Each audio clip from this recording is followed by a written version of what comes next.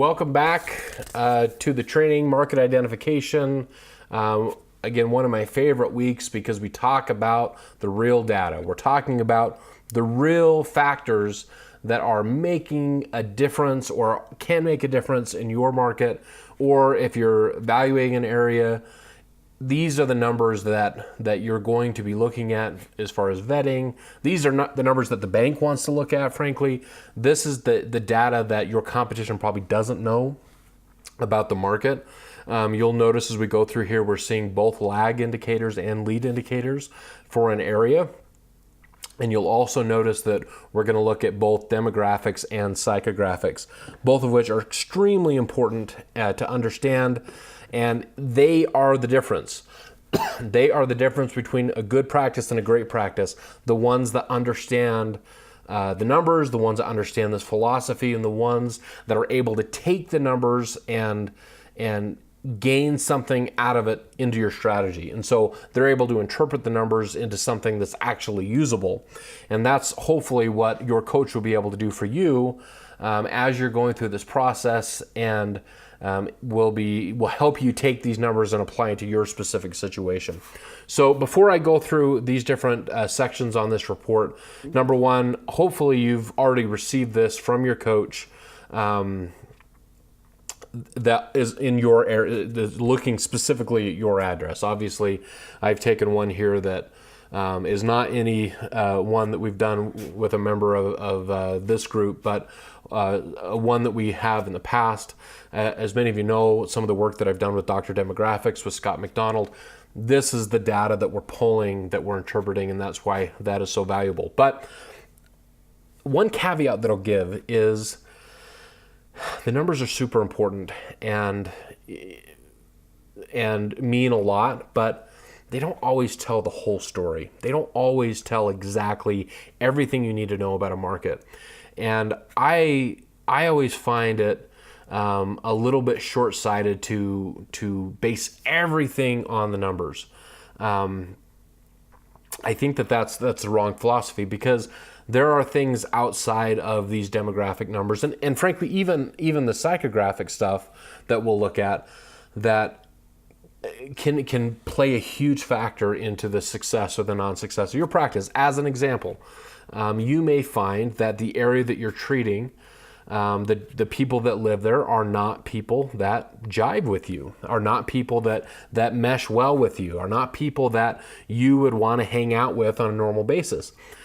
And so if you place your practice there, even though the numbers are awesome, man, it's growing and there's good income and families and all the stuff that you may be looking for as a typical dentist, man, if they're not the type of people that you want to be around, if they're not the type of people that you want to treat, that you want to hang out with on a daily basis, man, you are going to be miserable. After a couple years, you are going to hate that drive every morning, and you're going to come to work and people are going to be able to see that on you. It's going to be on you like stink on a monkey, and it will affect your staff, and all of a sudden your staff won't be happy, and that will reflect poorly on the patients, and now all of a sudden you're getting bad reviews, and that snowball just goes worse and worse and worse. And now you're in a situation where you either have to move, and everybody knows how expensive that is, or you have to market like a mad dog on external marketing, and you will go broke because you'll be getting people through the door, but they'll never come back another time.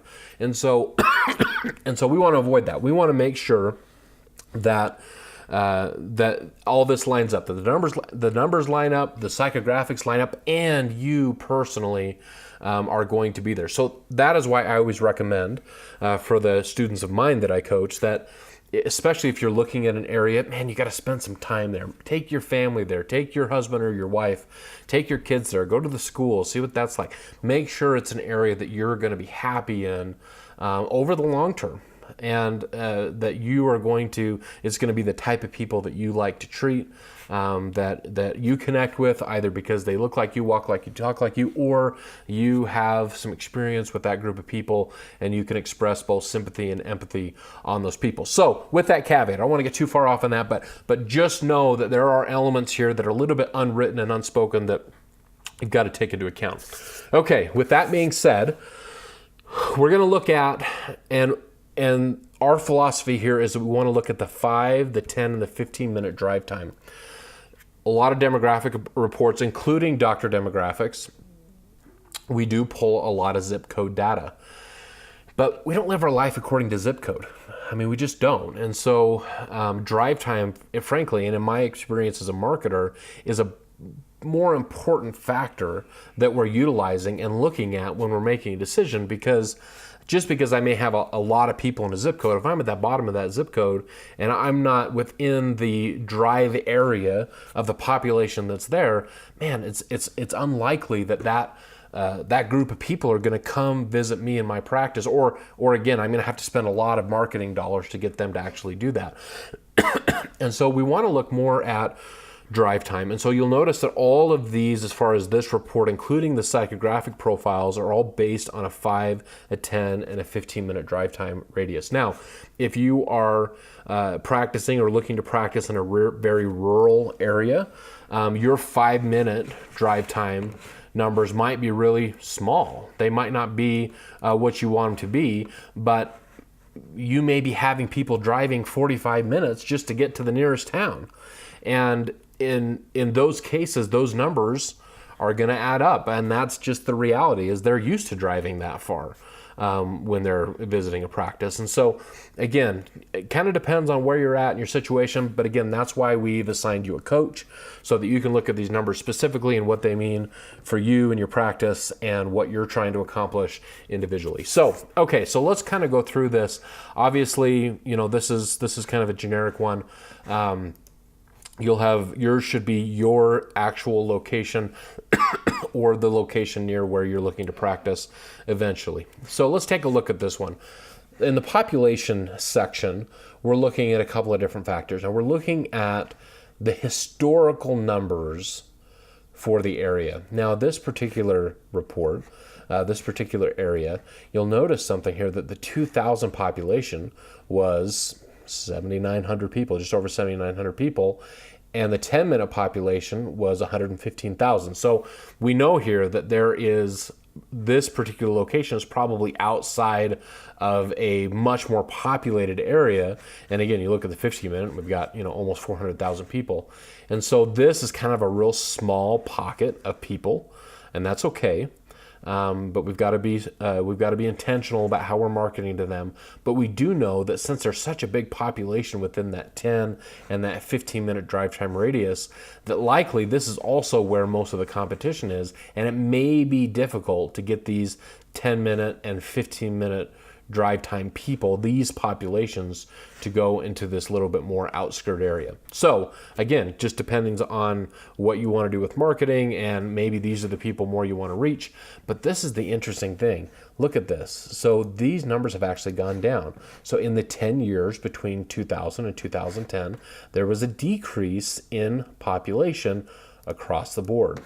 Now, that's a pretty interesting factor. And again, that is probably unlikely for many of your locations. It's probably been on the increase. But in those 10 years, there was a decrease in population. Now, as you can see, from 2010 to 2017, excuse me, we see that population increase a little bit. As a matter of fact, in the 10-minute, it not only increased, but it was greater than what it was 17 years ago. And so we know that this particular area is on the rebound, which is typically a good thing. And so the other factor that we want to look at here is line 16, which is our annual growth. Now, a couple of benchmark factors here. Now, if you're above these numbers or below these numbers, don't freak out. But as a benchmark, we typically want to look at about 1% annual growth for an area to feel good that, okay, there's going to be enough families moving into town for us to be able to market to, that's going to be kind of that new blood to the neighborhood. The challenging thing here is that when we're only dealing with 7,000 people, 1% of 7,000 isn't great. That's not a lot of people moving into town.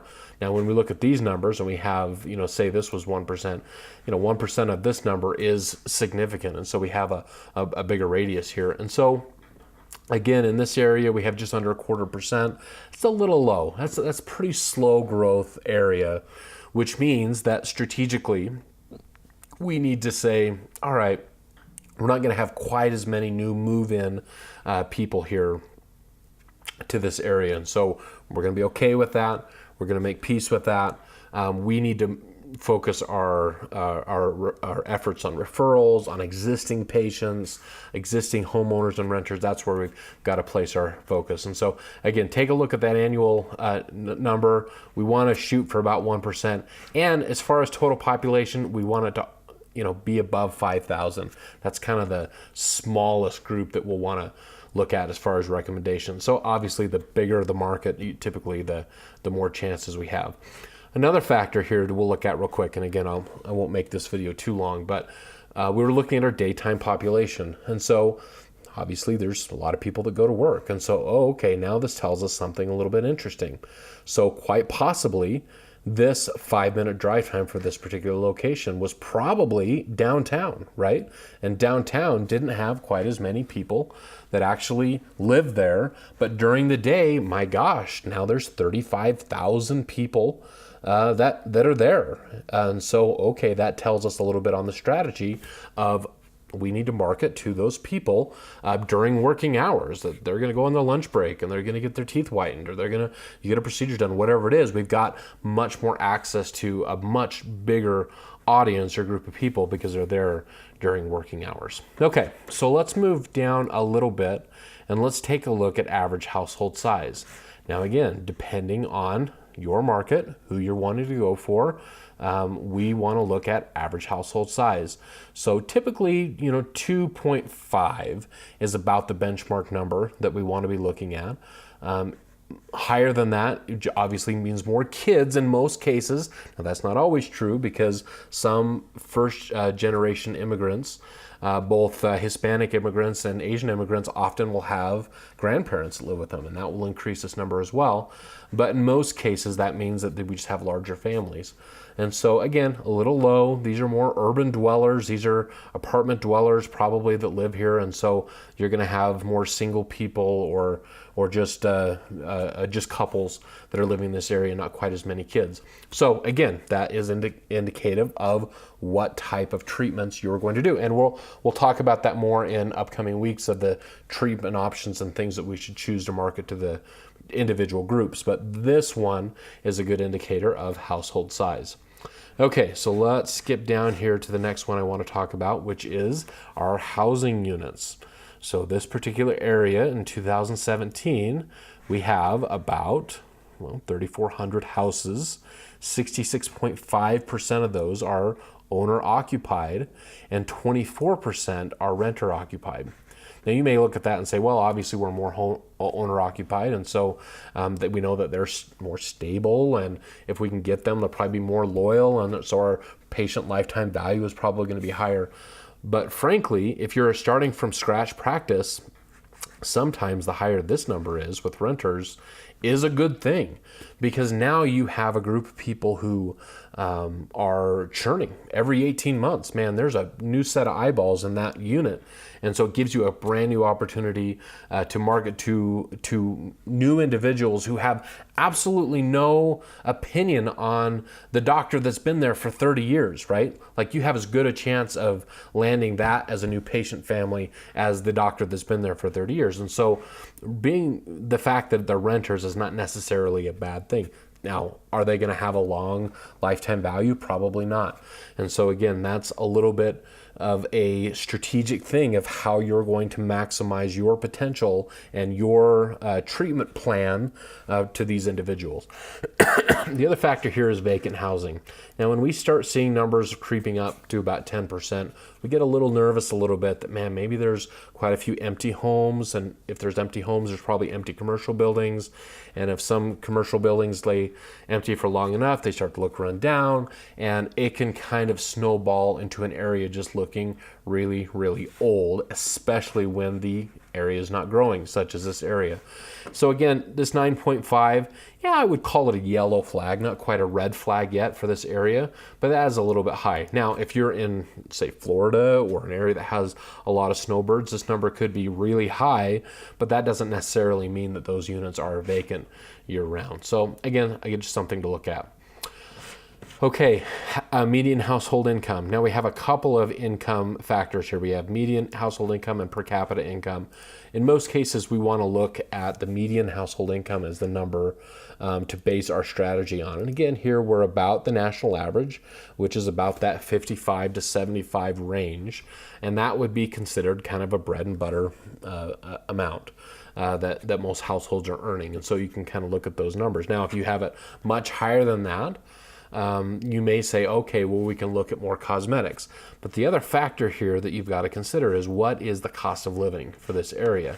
Maybe 70,000, 559 that they're making in 2017. Maybe that's awesome. Maybe that's a ton. And there's areas in the West that certainly it is. But if I live in Manhattan and I'm making 70,000, man, I am just barely scraping by because of the cost of living is so high. And so again, that's a factor that you've got to look into. Is this number means a lot, but it could mean a lot more if you understand the cost of living for a particular area. Okay, so the last factor on this first page that I want to look at is median age. So again, we're looking at this area. Median age in 2017 was 51.7.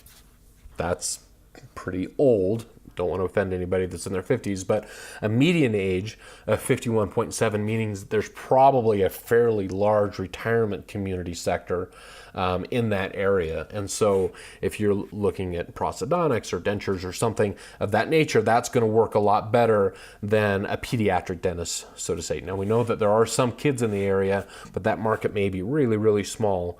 And so that number, again, is kind of a lead indicator of what kind of strategy we want to have in place. Now, again, if we're going to look at the 10-minute column here, that number drops down to 42.5, and then even further in 15-minute drive time at 40.9. Now, these are more families, right? This is going to be more a indicator of, oh, okay, I want to have more families come into the practice, which means I need to target my marketing outside of that 5-minute drive time area. Okay, so oh boy, this video is going to go long, isn't it? Let's go ahead and go down a little bit. Now I'm not going to get too deep into some of these because they're pretty self-explanatory.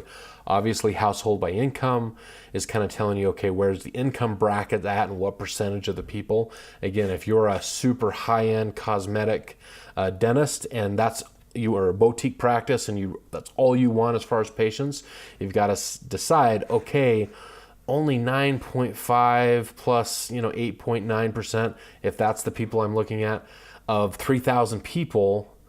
Yeah, is there going to be enough of a market there for me to be able to say that's my only thing and I'm going to hang my hat on that? In this case, probably not.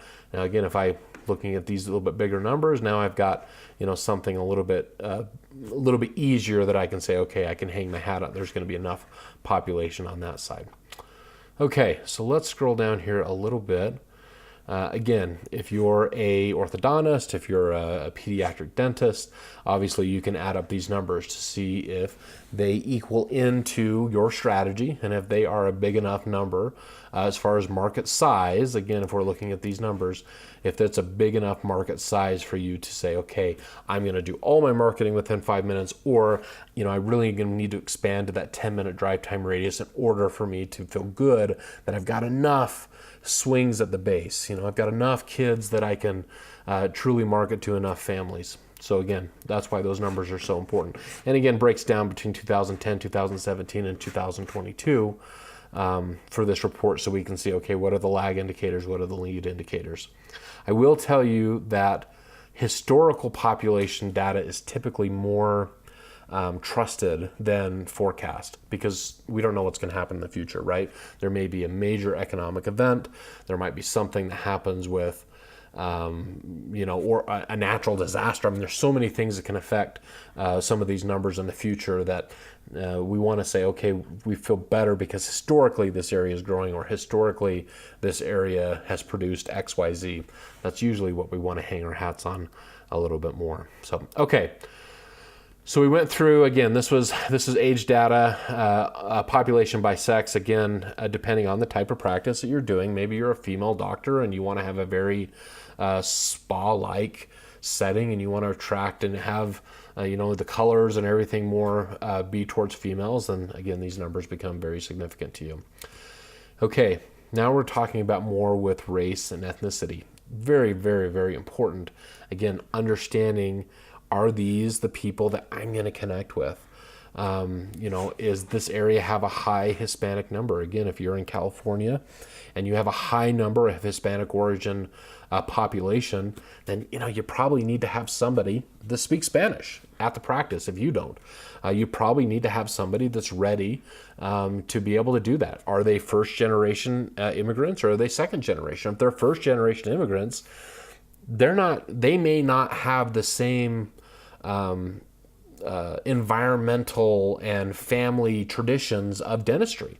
And so you may need to have more dental education outreach things through the community than you would in an area that has been, in the country for a long time. So again, these factors can play a big difference in the way that you approach your marketing and the way that you approach your particular systems and your operations and who you hire and whatnot. Okay, so let's go down to educational attainment. Now this is a tough one. There are a lot of people out there that are fantastic and make an awesome income that don't have hardly any education, and the day that they got their high school diploma, they were done going to school. Sometimes those of us that are educated, we have the predisposition to say, gosh, and I only want to talk to the educated people because those are the only ones that are brushing their teeth on a regular basis, whatever it is. Not true. And I think we all know that that's not true. However, from a demographic standpoint, we do look at those numbers as a indicator.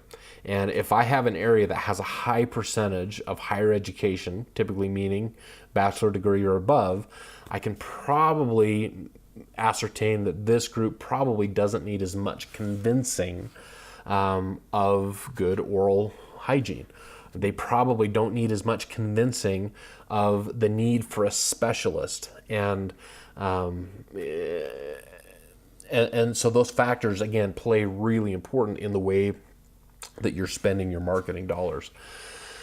We want to look at typically about 30% is the base benchmark of a population that has a bachelor's degree or higher.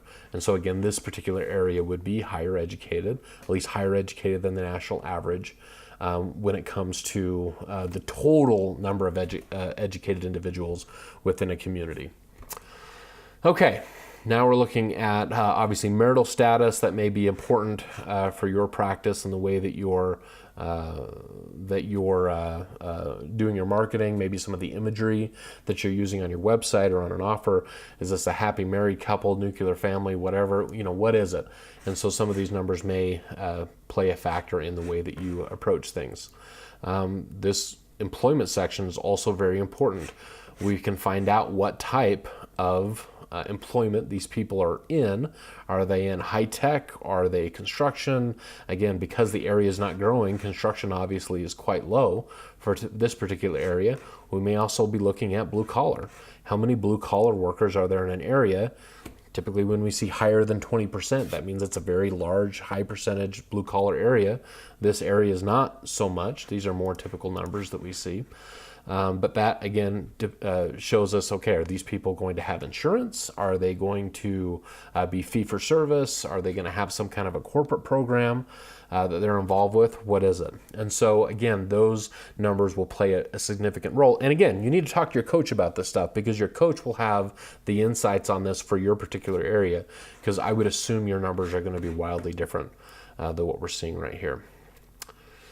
Okay, again, we look a little bit more of households with one person, household with 2+ people, and then how those people are related, how many households total that have children. Again, depending on the type of practice that you have, all these numbers may play into your strategy. Okay, and now we're down to kind of the granddaddy. Now, again, I am as much of a salesman as I am a marketer, and so all these numbers are so very important to me, but man, these things right here, these are the psychographic profiles for the different areas. This is the magic. This is the difference between a average marketed practice and a really, really good marketed practice. So for this area, the top three psychographic profiles would be Pleasantville, Golden Years, and Silver and Gold. Now, both of these are retirement-based profiles. Pleasantville is older, but not retirement. And so we could then cross-reference these to the other documents that I sent you and read about the top segments in my area. So again, simple math here. If my number one psychographic segment is Pleasantville, and look how interesting this is. It's the same for the 5, the 10, and the 15-minute radius in this particular area. Guess what I need to tailor my marketing to? Yeah, probably Pleasantville, right? Like that's what I need to be looking at and using as a litmus test every single time I put an offer out there. Every single time I create something that is going to go to the public, it's got to appeal to Pleasantville because that's the largest opportunity and market that I may have. Now, that being said, I may want to just do dentures. I may just want to appeal to the Golden Years and the Silver and Gold. Well, guess what? Good news. They're not the biggest segment, but you have that segment as one of the top three within your area. And so you have some market there. Again, your market profile is probably going to look different than this. You'll probably likely have different profiles. There's well over 100 profiles available in different parts of the country. But study those. Share those with obviously your coach is going to know them, but talk about those with your coach because those are the true secret on being successful and being a great marketer for your practice. So hopefully, I know we went long in this video. We're almost 30 minutes. Hopefully that made sense. You may need to watch this a couple more times for you to really have it sink in, but spend some significant time with this data before you talk to your coach next week, because this is the money. This is what's going to be your guide for your marketing ship in the future. And you can do this. This is information that your competition does not have. Doesn't even know that they need it, right? But again, that's why you're a dental marketing master, because you have this information and you're able to be successful. So with that, I look forward to a little bit more conversation. We're going to do one more video on psychographics for this section and the importance of it. But other than that, be sure to contact your coach, get that appointment scheduled, and we will see you on the next video.